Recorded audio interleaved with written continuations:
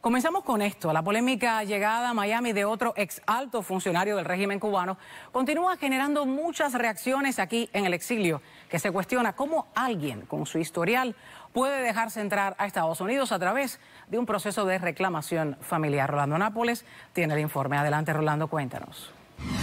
Hola, sí, muchas gracias. Y América TV, que también estuvo durante la llegada de este ex alto funcionario del régimen cubano al aeropuerto de Miami, conversó con un reconocido abogado de migración de esta ciudad, quien nos explica por qué las razones que estarían detrás de la entrada de este ex alto funcionario del régimen aquí a Estados Unidos.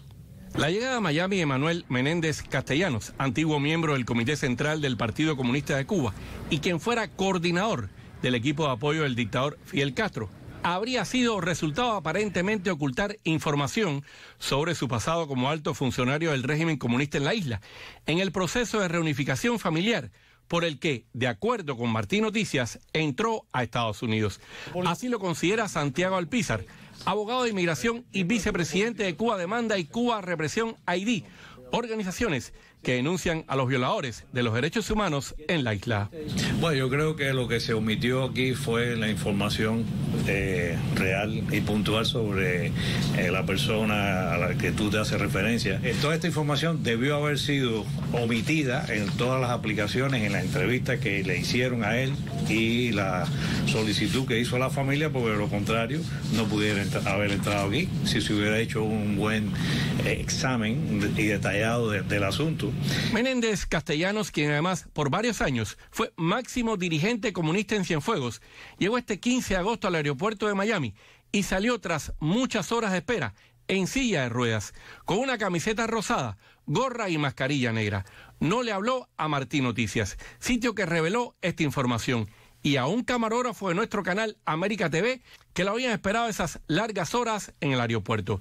Según Martín Noticias, solo le respondió que iba para su casa e intentó arrebatar la cámara con la que se le grababa. La familia que lo esperaba tampoco quiso hacer ningún comentario. El abogado Alpizar explica la diferencia de haber sido un simple militante del Partido Comunista a un alto dirigente de ese partido del régimen cubano a la hora de poder entrar a Estados Unidos. La excepción que existe para los exmiembros del Partido Comunista es aquellos que ya están desvinculados de la organización partidista totalitaria, cualquiera que fuese, por más de 5 años y que solo fueron miembros simples de esa organización. El señor Manuel Menéndez Castellanos no era un miembro simple de la organización, era un ejecutor de los principales del Partido Comunista de Cuba. Este ex alto funcionario del régimen cubano que llegó a Miami también fue por varios años diputado al Parlamento castrista y antes dirigente sindical en la Oficialista Central de Trabajadores de Cuba.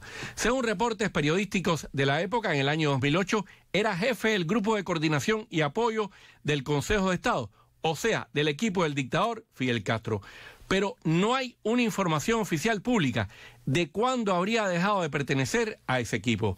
En la red profesional LinkedIn aparece un perfil suyo como consultor senior en inversiones del Centro Internacional de La Habana, una sociedad mercantil fundada en 1993 como empresa mixta cubano-francesa y ahora 100% con capital cubano, dedicada a consultorías, auditorías, servicios científicos y técnicos por parte de expertos de la educación superior en la isla. Exiliados cubanos en Miami, como el expreso político Jorge Luis García Pérez Antúnez, criticaron duramente que se le permita la entrada a Estados Unidos de quien fuera un alto cargo del régimen castrista en la isla.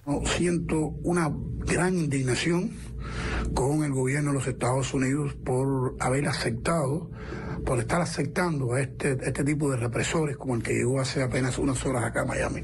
Yo creo que es inmoral, incoherente, ambiguo y sospechoso que el gobierno de los Estados Unidos, las autoridades de este país, le exijan miedo creíble, le exijan evidencia, hayan tenido una lista de deportación a un valiente como a un luchador íntegro como Saúl Sánchez y sin embargo haya aceptado a estos individuos que ya de por sí, por haber tenido la participación y la militancia que tuvieron, el compromiso que tuvieron, ya están violando las propias leyes migratorias de este país.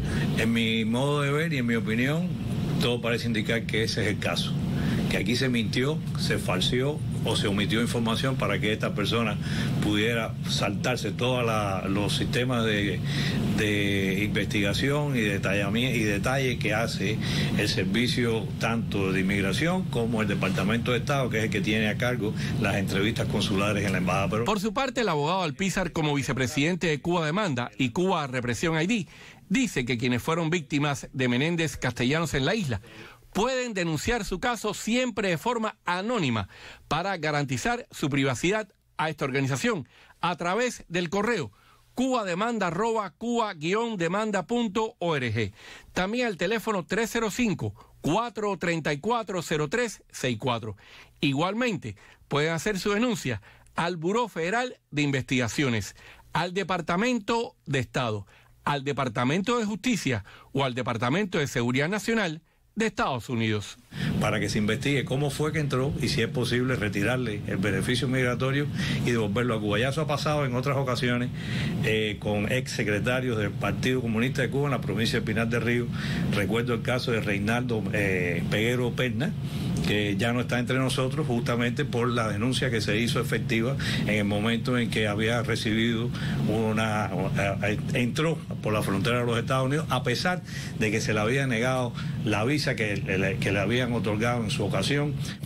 Y por cierto, Manuel Menéndez Castellanos fue máximo dirigente comunista en la provincia de Cienfuegos entre el año 1993 y el 2003, año en el que fue sustituido, y según la información oficial de ese momento, se dijo que se le iba a asignar nuevas funciones en el Consejo de Estado. Rolando Nápoles, América Noticias.